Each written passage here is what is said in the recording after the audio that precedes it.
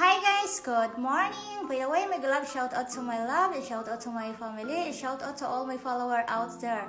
By the way guys, welcome to Wang Long Bay. So guys, ito yung pinaka the best na puntahan dito sa Bangkok. Sobrang ganda talaga. Paglalo na nandito kami sa Kopipi. So guys, ayan po yung pintuan. Papasok na po ang Rhina ha. So bubuka ang bulaklak, papasok ang Rhina. Charot! So guys, dito kami dadaan. So sinabihan ko po yung operator namin ako dandahan lang kasi nagbibideo ako. Ayan, tingnan nyo guys. So guys, pinili namin umaga kami pumunta dito para hindi crowded, para walang masyadong tao. So guys, finally kami dito ang nauna. Kasi kapag pumunta ka dito around 9, ang dami ng mga turista at sobrang crowded na. So ayan, parang nabiak siya na ba ako to na dito tayo papasok. So guys, sobrang ganda talaga. As in, by the way, kahapon pa lang inarrange na namin na magrenta kami ng boat. 3 hours for 2,000 baht. So and then renta din kami para for snorkeling. Alam nyo guys, sobrang ganda dito as in. At yung operator namin hindi nakaintindi ng English at hindi kami makaintindi ng Thai language. So guys, ginagamit lang namin yung Googles at minsan nag-sign language din kami. So ayan, sobrang ganda dito as in. O ayan, pumasok na tayo.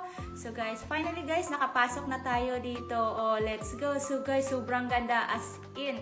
Napaka nature talaga yung paligid. Sobrang ganda, sobrang excited ko. By the way, yung boat hanggang dito lang yan. Hindi na siya makapunta doon sa sa Dalampasigan kasi 5 feet na lang and then mabato-bato siya.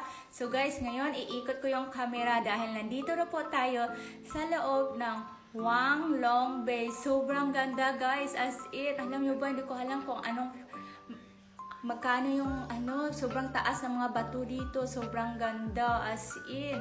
Parang nanaginip lang talaga ako nagising.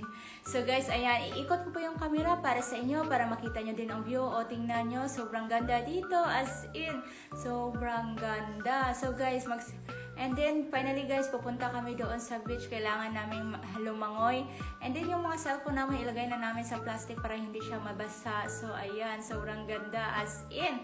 Nakaka-amaze talaga yung sobrang enjoy ko talaga yung vacation ko dito. So guys, yan po yung pintuan. Diyan ka papasok at diyan ka lalabas. So guys, tingnan nyo, sobrang ganda. O diba? Di bali na marami akong sunburn. Yung importante na enjoy ko at masaya. Ang ganda talaga ng paligid na ito. Sobra the best.